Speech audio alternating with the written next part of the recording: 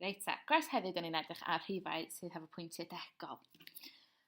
Felly, enghraifft, os oes ni 3.21. Ond hefyd fod y pwynt degol yn fyma, mae hwnna'n rhif sydd yn pwynt degol. Okay? Mae gan y rhif yma 2 lle degol iddi, gan fod yna 2 rhif ar ôl y pwynt degol yna. Os fysa o'n 3.217, fysa ganddo fo 3 pwynt degol. Reit ta. Tasg 1, beth gennych chi ydy, mae gennych chi nifer o rifau, 3, 2, 4. A wedyn, mae'r cwestiwn yn deud chi faint o pwyntiau degol sydd angen yn y rhif da chi'n creu. Iawn, felly mae gennych chi boxes. Ac o dan y box mae'n deud os da chi angen y 10, unedau neu pwynt degol. Felly, 1 pwynt degol. Neu 1, mae'n deud, 1 pwynt degol. Wedyn, os da chi'n neud glas, fydd o'n deud 2 pwynt degol, ac coch, 3 pwynt degol. Mae'r pwynt degol yn fyma. Felly, mae pob un rhif yn mynd i cael 10 ac uned, a wedyn, dibynnu pa lefel da chi'n dewis, 1 lle degol, 2 lle degol, neu 3 lle degol. Iawn? Felly, mae gen y rhif 3, 2 a 4. Mae'n deud o dan y rhif, pa rhif mae'r rhif yna angen bod rhwng. Felly mae'r rhif da ni'n creu heddiw angen bod rhwng 20 ac 30, enghraifft. Felly, dwi eisiau defnyddio'r pwyntiau degol yma mwyn creu rhif sydd rhwng 20 a 30. Da ni'n mynd i bod yn gweithio ar lefel gwyrdd yn y cyflwyniad yma. Dyma yn hynna. Iawn te. Na i arbrofi bach i ddechrau. So ni'n gallu gwneud 32.4, ond so bod e'n rhwng 20 a 30. Felly dwi'n gwybod dwi angen yr 2 yn gyntaf i llenwi'r degau. Ar ôl hwnna, mae hollol fyny fi beth dwi eisiau gwneud. Gallai wneud 23.4 neu gwneud 24.3. Mae'n dod o rhwng 20 a 30. Mae'n gywir. I'll go over that again in English now. So we're looking at decimal points today. We're going to be looking at different numbers with different amount of decimal points after it. So, for example, here we've got, if we had 3.2, it would be 1 decimal point, 3.21 would have 2, and 3.217 has 3. It depends which level you're choosing today. It could either have 1 if you're doing green, 2 if you're doing blue, and 3 if you're doing the red challenge. Okay, so the first question is giving you 3 numbers or a different amount of numbers, and you have to fit them into the box to make a number between the numbers it says on whichever question. We've used between 20 and 30 as an example today. So because it needs to be between 20 and 30, you need to have the first number, you need to think what can go in between. If I had started with a 3, it would have been too much. Okay, in the units column, I've put 3. And then in the first decimal point, I've put 4, but those could go the other way. Just make sure you've looked to see if they're between the 2 numbers it says. Okay, so task 2, beth gennych chi ydy'r boxes yma. Mae'n gwneud un fel enghraifft efo yma. Dwi'n gwneud bod un fi'n mynd i fod bach yn gam. A beth gennych chi ydy rhifau hefo pwyntiau degol ynddyn nhw. 3.2, 1.3. Na'n neud rhai hawdd iawn iddyn ni cynnesu fyny, ond mae rhai gennych chi allan mymryn yn anoddach. Felly, beth ni'n gwneud ydy, mae'r 2 bocs yma yn adio at ei gilydd mwyn creu'r ateb sy'n mynd mewn i'r un uwch ben. Yr unig peth a fod y 2 bocs yma yn adio i wneud yr ateb i hon. Ac yna, bydd y 2 bocs yma yn adio fyny i wneud yr ateb i'r top. Felly, nawn ni dechrau gweithio allan wan. 2.3 adio 1.3. Felly, os ych chi'n gweld yma, dwi'n mynd i rhoi nhw ar ben ei gilydd fatha fysa ni'n adio hir.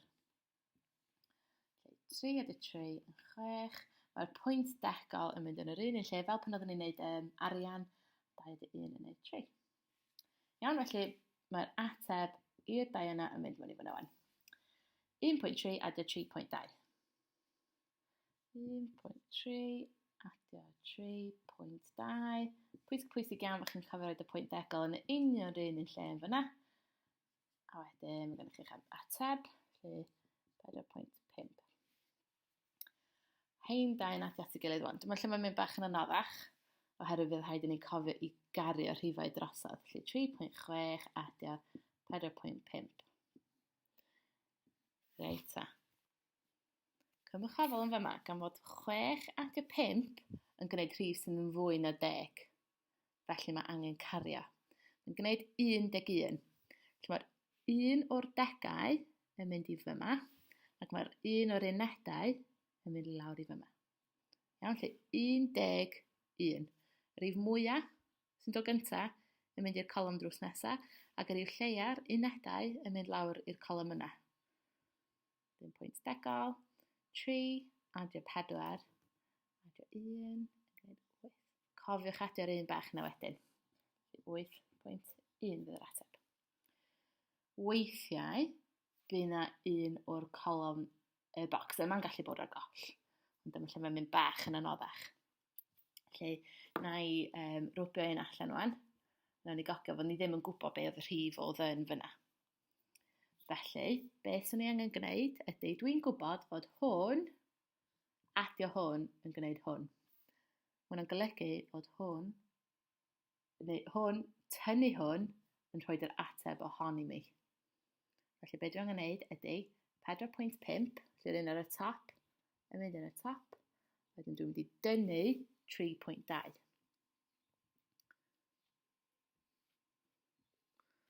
Fydd 5 tynnu 2 yn gwneud 3. A 4 tynnu 3 yn gwneud 1. 1.3. Mwyn i chi cael gweld, na i jyst dod â chi drosodd i fyma, dwi'n mynd i wneud un sydd ddim yn mynd i gweithio mor hawdd o honna. Jyst mwyn i chi cael gweld. Felly, enghraifft sy'n ni'n gallu cael 2.3 tynnu 1.9. Dyma lle mae'n mynd bach yn anodd, oherwydd fod 9 yn rhif sydd yn fwy na'n 3. Felly, be dyn ni'n gwneud ydy, fel pan dyn ni'n tynnu hefo rhifau arferol, 9 tynnu 3, dyn ni'n gallu. Felly, dwi angen mynd drws nesaf, a dwi'n tynnu 1 i lawr o fyna, a dwi'n mynd i roed o yn fyna'n lle. Lle tynnu 3, dwi'n yn tynnu 13. Dwi'n ateb o 4. Ac hefo hwn yn 1 yn llai, mae'n 1 tynnu 1 o'n. Union fel pan dyn ni'n tynnu fel arfer. Okay, I shall go over that again quickly in English. The second task, what you've got is a pyramid here with, at the bottom of the first one, you'll have 3 different numbers with decimal points. And what you need to do is add these 2 boxes and it'll give you the answer that goes into this box. The same, 2 different numbers in this box will add up to make this one, and again until you get to the top. In order to add decimal points, all you need to do, it's the usual way that we add, but you need to remember to put the decimal point exactly the same place as it is with all the other numbers, so it goes down in a line. If you're carrying a number over, if this was 3 and 7, you'd need to make sure that the 1 from the 10 goes up here and the 0 goes down there. So you're carrying the number over and then you add it afterwards. If you're taking away, again, you need to remember that the decimal points all go in a line.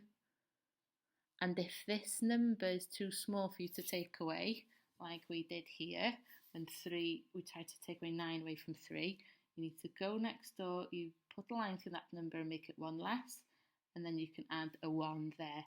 So instead of 9 take away 3, it's 9 take away 13. And then the answer goes underneath, and you can carry on taking away as usual then. A dyma'r tasg ola. Beth angen chi wneud efo tasg 3 ydy rhoi rhifau sydd hefo pwynt degol yn nhw mewn trefn. Mae hwn gallu bod yn anodd oherwydd dwi wedi rhoi 1 a 2 rhifau sydd hefo gwahanol nifer o bwyntiau degol ynddo fo. Nawn ni wneud enghraifft wan, mae gennau 3.1, 3.11 a 3.2. Yn arferol, sy'n ni'n deud, mae 11 yn fwy na 2, ond dim 11 ydy hwn. Mae'n 3.11. Dydy hwn ddim yn 10, a tydy hwn ddim yn unedau. Mae o'n y pwynt degol cyntaf ar ail. Yr un peth os ni'n mynd i fyma, so ni'n gallu, mae rhif sy'n ar ôl y pwynt degol, mae yna nifer o zeros, so ni'n gallu mynd ymlaen yn beth 0, 0, 0, ond dydy ddim gwerth yn byd, felly ddim yn mynd i. Does am pwynt, mae'n wastad amser roed y zeros yna. Felly rhywbeth yn ei rhoid ydy 1. Ond da ni'n gwybod yn dydan fod yna zeros yna. Felly os ni yn rhoid y 0 yna, so ni'n gweld wedyn, 10 ydy hwn, am hwn yn 11, felly mae 10 yn llai na 11. Dwi'n gwybod fod yna zeros yn fyma, sy'n dangos fod hwn yn golygu 20. Mae 20 yn fwy na 11 a 10. Felly os chi yn drysu bach am gennych chi rhifau efo gwahanol faint o pwynt y degol ar ei ôl o, gewch chi roed y zeros yna, os mae'n neud y bach yn haws i chi.